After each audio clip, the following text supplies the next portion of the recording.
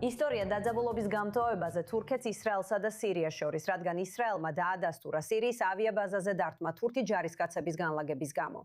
ვაშინგტონი ახლა ცდილობს სიტუაციის განმუხტვას, რადგან ეს იერუსალიმსა და ანკარას შორის საშიში ესკალაციის ნიშანია.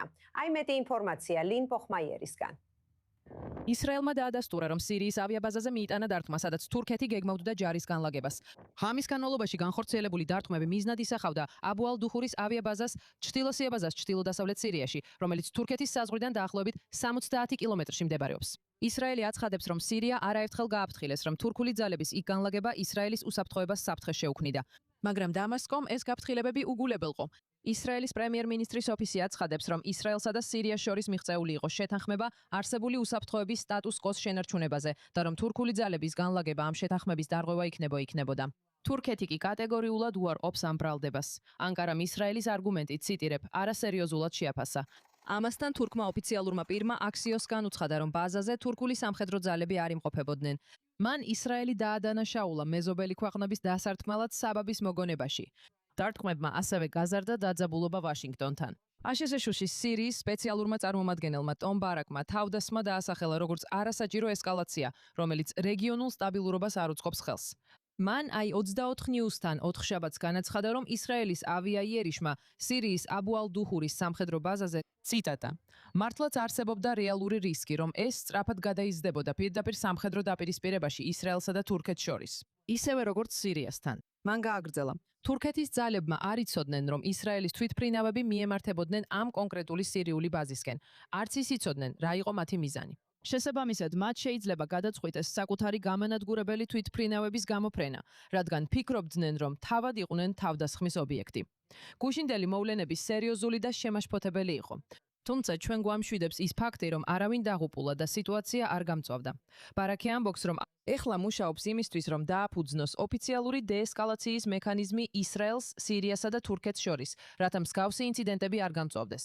ავიაბაზა 2013 წლიდან აღარ ფუნქციონირებს როგორც სამხედრო აეროდრომი და სირიის სამოქალაქო ომის განმავლობაში რამდენჯერმე გადავიდა სხვადასხვა ძალის კონტროლის ქვეშ.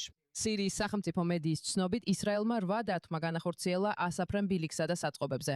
მსხვერპლი არ დაფიქსირებულა. ისრაელი დიდი ხანია ახორციელებს დარტყმებს სირიაში, ძირითადად იმ ობიექტებზე, რომლებიც მათი თქმით დაკავშირებულია ირანის სამხედრო აქტივობასა და იარაღის გადაცემასთან ჰეზბოლასთვის. მაგრამ ბაშარ ალ-ასადის დამხობის შემდეგ ისრაელი ასევე ფრთხილად ეკიდება სირიის ახალ ხელმძღვანელობას, მაშინ როცა თურქეთი დამასკოს ერთ-ერთ მთავარ სამხედრო და პოლიტიკურ მოკავშირედ ჩამოყალიბდა. ვაშინგტონისთვის ახლა მთავარი საზრუნავია, რომ ისრაელი, თურქეთი და სირია შემთხვევით არ ჩაებან ფართო დაპირისპირებაში. ბარაკი ამბობს, რომ აშშ უკვე ხელს უწყობს. მისი გზავნილია. საუბარი ბევრად იაფია, ვიდრე საჰაერო დარტყმებით კომუნიკაცია. ეხლა ჩვენთან ერთად არის დამოუკიდებელი ჟურნალისტი თურქეთიდან ლორა უელსი. მადლობა, რომ აქ ხართ. როგორც ჩანს, ეს ძალიან დიდი ამბავია. წარმომიდგენია, ხალხიც ამაზე საუბრობს. თურქეთში თურქული მედიისა და თურქული მხარის თვალსაზრისით რას ამბობენ მომხდარზე? ზოგადად თურქეთში ფიქრობენ, რომ ისრაელი კონფლიქტს ეძებს და ახლა სურს გააფართოვოს თავისი ყოფნა სამხრეთ სირიის დემილიტარიზებულ ზონაში. და ისინი ფიქრობენ, რომ ამას არაფერი გამოუწვევია. თუ 2025 წლის აგვისტოს გადავხედავთ სირიამ და თურქეთმა უსაფრთხოების შეთანხმებას მოაწერეს ხელი, რომლის მიხედვითაც თურქეთი ეხმარება სირიის სამხედროებს წვრთნაში და შეიარაღებაში. ნეთანიაჰუმ, რომელმაც ამავე დროს განაცხადა, რომ სირია არ ღვევს სტატუს-კვოს.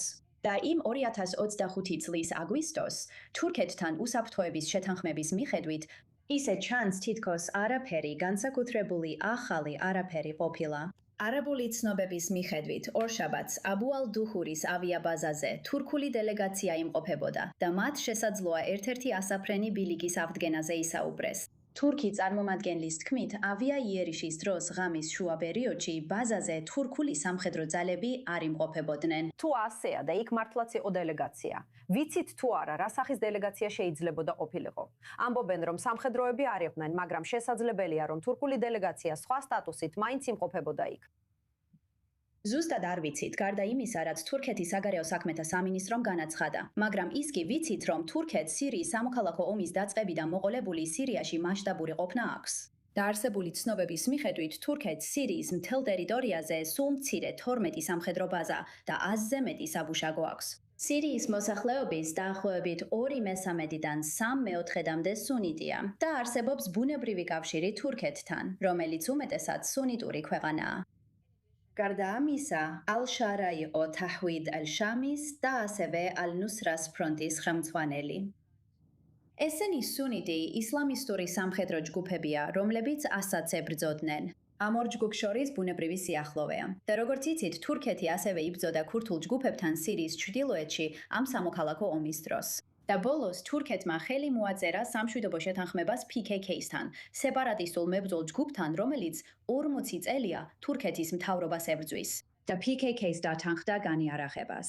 ამის მიუხედავად, თურქეთს სურს შეინარჩუნოს თავისი ყოფნა სირიაში და როგორც ჩანს, ისრაელს ეს არ სურს. ასე რომ პრეზიდენტ ტრამპის თვალსაზრისით თავად მას ამაზე კომენტარი არ გაუკეთებია, მაგრამ აშკარად საუბრობდით თომ ბარაკზე, რომელიც ელჩია, ასევე სირიის სპეციალური წარმომადგენელი, რომელიც აფრთხილებს და აი 24 News ეუბნება, რომ ამან შეიძლება ისრაელს, თურქეთსა და სირიას შორის პირდაპირი სამხედრო დაპირისპირების რეალური ესკალაცია გამოიწვიოს.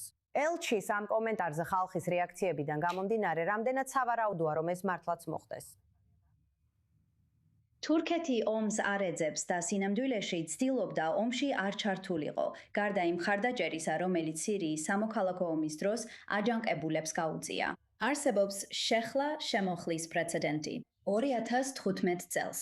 რუსული თვითმფრინავი შევიდა თურქეთის საჰაერო სივრცეში, თუმცა რუსები ამბობენ, რომ ეს არასდროს მომხდარა და თურქებმა ის ჩამოაგდეს, რამაც იმ დროს დიდი დიპლომატიური კრიზისი გამოიწვია თურქეთსა და სირიას შორის. მოგვიანებით, როგორც იცით, მათ ურთიერთობები აღადგინეს, მაგრამ იმ დროს ეს დიდი კრიზისი იყო. თურქეთმა განაცხადა, რომ ისინი არ დაუშვებენ სირიის სუვერენიტეტის საფრთხის ქვეშ დაყენებას და ვფიქრობ, ეს სერიოზულად უნდა მივიღოთ. ამის მიუხედავად, თუ ისრაელი დაპირისპირებას ეძებს, ვფიქრობ, ამას ნამდვილად იპოვიან. კარგი, დიდი მადლობა ლორა უელსი გვერდსებოდა თურქეთიდან.